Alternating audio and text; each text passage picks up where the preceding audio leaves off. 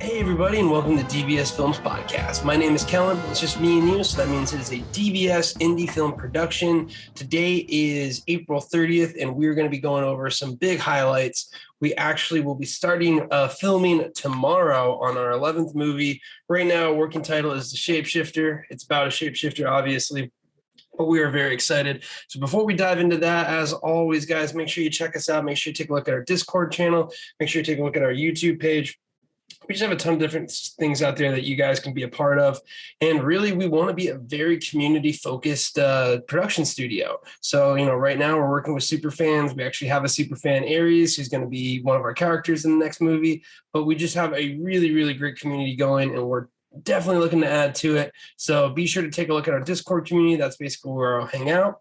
And as always, make sure you take a look at The Growing Captain 13. It is still currently free on Tubi for you to go ahead and watch. And if you do watch it, it really does mean the world to us. So let's go ahead and hop right in. As I mentioned, the biggest news is we are about to start production on our 11th film, and we are very excited for it. We kind of have everything laid out. It's going to be about 9-day shoot. We're giving ourselves like 3 days of spillover, which, as we know, I'm sure we're going to continue to rack up and add on to it and probably get out of there at the last second as always. But, we're just feeling really comfortable. I think one of the things that we're really focusing on now is going to be the intro and the climax, specifically with special effects. So hopefully, as long as we can nail those, I'm really, really confident in the rest of the movie. It is a little bit more than the past few movies in the sense of like what we're doing. I think there's a little bit more of the lore, which is something I like. So it's a bit bolder of a script for us to do, but I think it's something that we definitely can handle after seeing the results of the Haunting of the Murder House and then the Girl in Cabin 13. And really, the Girl in Cabin 13 was us just getting back into the groove. I think the Haunting of the Murder House was us really kind of stepping up. And, now we have the super fans with our support. We have all of these things. We kind of have like the, wind at our back pushing us forward. And I'm really, really confident in this shoot. So hopefully me saying this is not jinxing it in any way. Again, we're still always going to be as pessimistic as possible until we are finished. But it's game time. It's going to be something where production, you got limited time. This is where you make the magic happen. And we have a really, really good crew. And as I mentioned, we have a lot of returning actors. We also have Aries is going to be the first super fan, which is something really, really cool that I'm looking forward to. Because again, we want to continue to work with our own community and our own fans. So I know he's going to do a great job in it. But, it's something where I'm very confident with this one. So again, hopefully I'm not jinxing it here. I don't think I am because, we've been through a lot of tough stuff. So even if things go wrong, I'm sure we'll figure it out. So with that being said, let's go ahead and hop back into kind of some of the other things. Really, the other big one is the Haunting of the Murder House. So the Haunting of the Murder House is going to be our newest feature that's going to be released. Right now, we did release the feedback edit to all of our super fans. Thank you so much, super fans, for watching it. Thank you so much for all of your feedback. Thank you so much for doing the survey. We had 45 responses so far, and that data is invaluable. We're already looking at making a bunch of changes based on the feedback that we got from our super fans, mainly in the intro, mainly in the climax a little bit.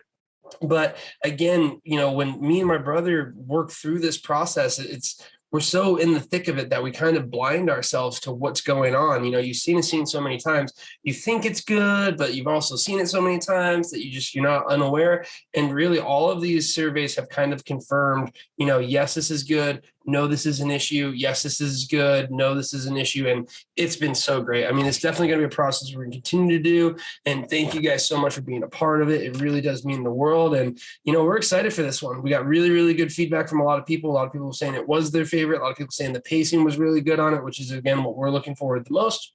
So most likely what's going to happen is we're going to get through the filming process of this, jump back into the Haunting of the Murder House. While my brother's doing the final cuts and adjustments on the Murder House, taking care of the color, doing some more sound, and a few other things when it comes to cutting it down, I'll be diving in onto the rough edit of the Shapeshifter. So I'll be able to put that one out. One of the things that I am challenging my brother and just kind of everyone and myself for is I don't want to do any pickups for Shapeshifter. I want to try and get everything done. And I really do think that we can get through that entire process in one film shoot. Worst comes to worst, we could have the opportunity for some pickups. We're already planning like, okay, if things go wrong, here's what we can do. But really the goal is going to be get through the Murder House, get to the Shapeshifter, try and get through that one as quick as we can. We're going to look at doing Into the Forest 2.0. So anyone who's seen Into the Forest, we got a lot of fans of found footage. We're going to look at doing that one next. That should be a smooth shoot because found footage is a lot easier. And then that lines us up for filming one more in December. And if we can do that, we hit our 3 movies in the month or in the year. And again, that's kind of be our baseline now. We want to get at least 3 movies done throughout the year. Another big thing that I kind of mentioned for the Haunted in the Murder House is this could be the first one that we look at actually doing a Kickstarter for the promotion of the movie. So, the movie's done, it's going to be completed, it's going to be finalized, and everything's going to be great. However, what we really want to test the waters of is, what can we look at for funding and crowdsourcing, but also what can we look at doing as almost kind of like a reward for our super fans for like early access in the sense of getting in things like a signed poster, signed DVD, our coffee mugs, our t-shirts, our hoodies, all of that merch stuff. We can really look at getting them, a much better value at it, but then also just promoting awareness for the movie. So we're kind of looking at doing a lot of that. Again, we're going to phrase it as, hey, how can you help us promote this movie? Not in the sense of, hey, we need your money to make this movie, but no, this movie's done. We just need you to help us run more ads, help us run more things that are kind of get the awareness out there. And we're really kind of curious to see how that pans out. So that's one thing we're going to get ready as well, too. Other than that, our community continues to grow. We are at 77 super fans. We're at 510 members. So this week we crossed the mark for everyone who was on that TikTok live stream when we were doing it. We crossed the 500 person mark for Discord. It was a pretty cool moment for me personally, just because I was like, wow, it's 2 months and we're at 500 people and we're going to keep it up. I'm not stopping anytime soon. We're going to keep on doing this. We're going to keep growing. And I think before we know it, we'll be crossing that 1,000 person mark and so on. So guys, if you're hearing this, please take a look at us. Now's the time to hop in. Now's the time to get started with us just because, this is when we really need your support. And if you're here for us now, like I've always been saying, we're never going to forget you guys. So thank you so much for, all the support. Now let's go ahead. As always, we're going to turn and read 3 of our viewer questions, and that'll be the wrap up to this episode. So the first one is from Anelia. And Anelia, thank you so much for just being you. You're such a great super fan in general. Have you guys ever considered making a horror series? And the answer is yes, 100%, 1,000%. We've actually considered like even the Morgan Estate could be a series. There's a lot of the ideas that we have and a lot of the way that, media is going is really the series element, because for the cost of marketing one episode, you basically market the whole series. So a lot of production studios, like you see Netflix, you see like, a lot of them are doing their original series because really you get the most bang for your buck. Typically, it's not going to cost you as much to do the remaining series as it is like the first few episodes because you have the actors, you have the talent and so on. So, there's a lot of things that we've looked at where like, could we extend just even what we're currently doing for a longer one? But with that being said, one that would be like a really fun one, I think there's a really cool concept out there where it would almost be like a more mature, darker X-Files.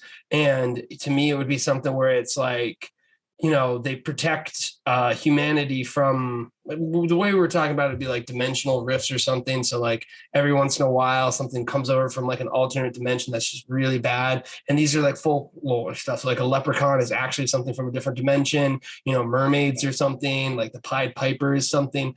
So all of these things kind of, different monster lore, just being like, yeah, it's real. And it's, something that these X-File people hunt down. And like I said, though, it would be really dark, really gritty, and almost kind of like, the main characters would be jaded a bit because they've seen so many horrible things from like the alternate dimensions. But it's one where I think you could do really, really cool. If you really executed on it, each episode would be like a different monster, different lore. And like, I'm so about monsters and lore. Like, I just love that stuff so much that I really feel like that would be a really fun one personally to do. Hopefully people would like it, but that would be one that like, if I had like a free, hey, Kellen, here's a series. What would you want to do? Sign me up for that, mature X-Files or whatever we're looking at calling it. So hopefully you'll see us doing some series and stuff. But, the biggest thing for us right now, we don't have the budget for a series. We barely have our budget for our low indie movies right now. But eventually, yeah, for sure, 100%. So thank you so much for asking that. Next question is from our man Aries, who, again, is going to kill it in this movie. I know he's going to do great, and I'm so excited to have him in it. Question: has DBS ever filmed multiple endings for a movie to see how it would play out? So No, mainly because we don't have enough time and budget for it. But we almost always go into the movie kind of thinking like, hey, we could do this. And I will say, we have added on pickup shots to make the endings longer. So, like the actual ending itself and how it pans out, we've never actually completed two different ones.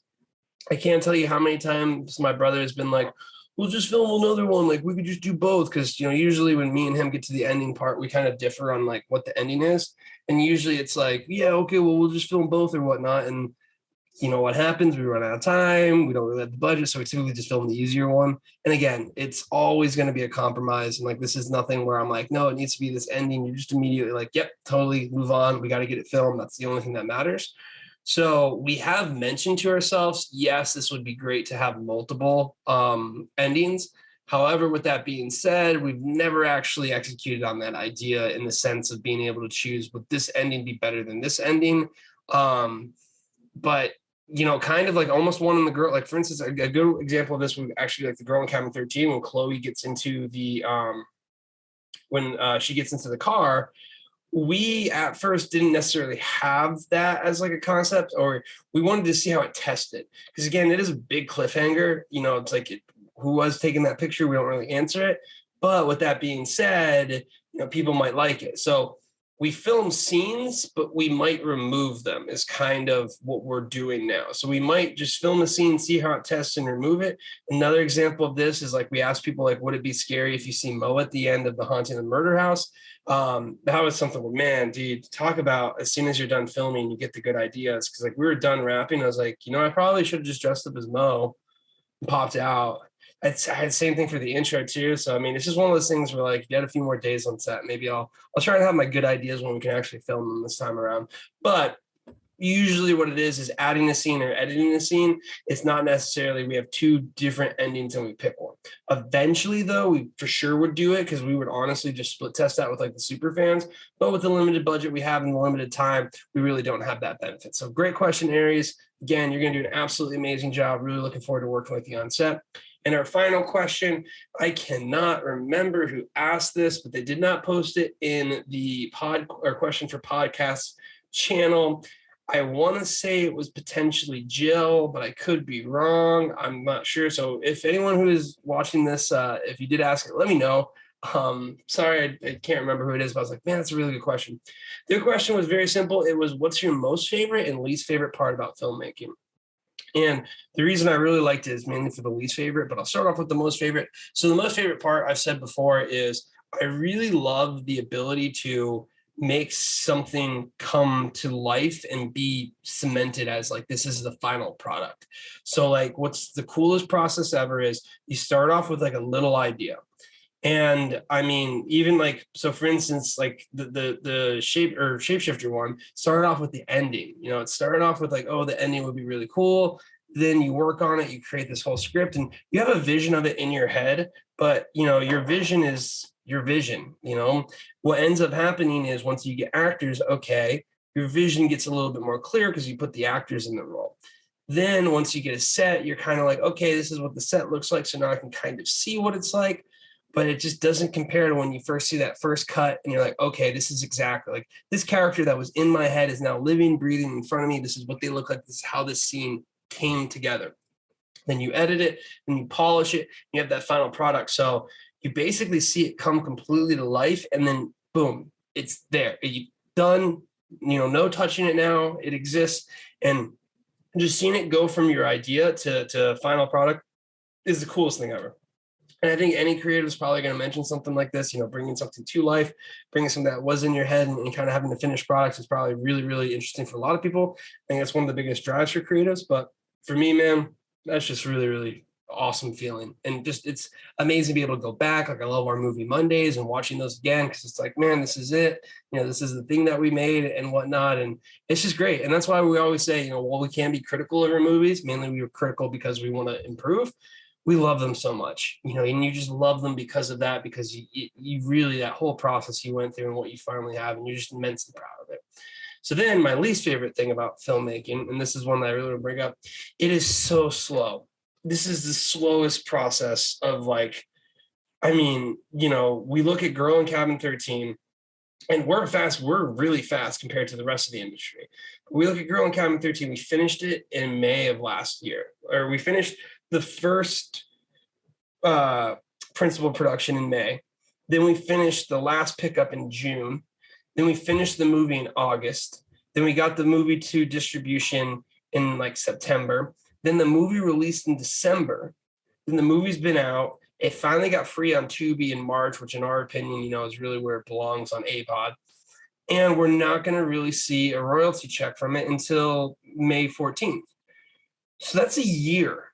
That's an entire year. And like we have other businesses that we run and manage, and like, you're getting instant feedback, you're closing a deal, payment done, project done, next one, boom, boom, boom. This is so slow.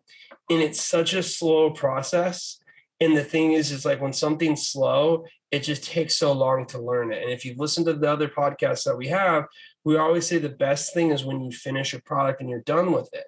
Like the Morgan Estate, Devil in the Room, they took a year and a half to get done.